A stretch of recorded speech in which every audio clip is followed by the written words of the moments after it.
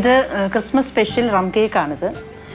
നമ്മുടെ നാട്ടിൽ അധികം പ്രചാരമില്ലാത്ത, സാധാരണ എല്ലാവരും കഴിക്കാത്ത ഒരു സ്പെഷ്യൽ കേക്കാണ്.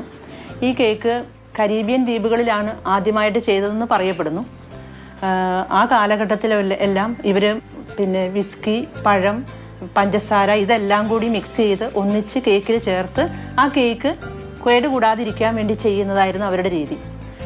പിന്നീട് ഈ ബ്രിട്ടീഷ് കോളനിസ്റ്റുകൾ ഈ കരീബിയൻ ദ്വീപിൽ എത്തിയപ്പോൾ ഈ കരീബിയൻ ദ്വീപിൽ നിന്ന് കിട്ടിയ ഈ അറിവ് വെച്ച് ഈ കേക്കിൻ്റെ നിർമ്മാണം എങ്ങനെയാണെന്ന് മനസ്സിലാക്കിയെടുത്ത് ഈ ബ്രിട്ടീഷുകാർ ലോകമെമ്പാടും പോകുന്ന സ്ഥലങ്ങളിലെല്ലാം പോയി അവരും ഈ കേക്കിനെക്കുറിച്ച് പറയാനും ഇതെങ്ങനെ ഉണ്ടാക്കും എന്നുള്ള കാര്യങ്ങളും ലോകം മുഴുവൻ അറിയിച്ചു തുടങ്ങി. ഈ കേക്കിനെക്കുറിച്ച് എനിക്കൊന്ന് ചെയ്യാനുള്ള ആഗ്രഹം വന്നു. അപ്പം ഞാൻ ഇതിനെക്കുറിച്ച് കൂടുതൽ വായിക്കാനും ഇതിനെക്കുറിച്ചുള്ള അറിവ് നേടാനും നോക്കി.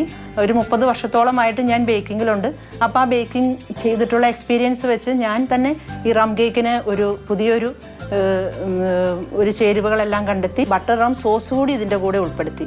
ഈ ബട്ടർ റം സോസ് ഉണ്ടാക്കുന്നത് ബട്ടർ, റം, ബ്രൗൺ ഷുഗർ ഇതെല്ലാം കൂടി ആഡ് ചെയ്ത് അതിലേക്ക് റം കൂടുതൽ ഒഴിച്ച് നമ്മൾ കുറേ സമയമെടുത്ത് ഉണ്ടാക്കിയെടുക്കുന്ന ഒരു സോസാണത്. പിന്നെ ഈ കേക്ക് ഫ്രീസറിൽ വെക്കുകയോ ഫ്രിഡ്ജിൽ വെക്കുകയോ ഒന്നും ചെയ്യേണ്ട.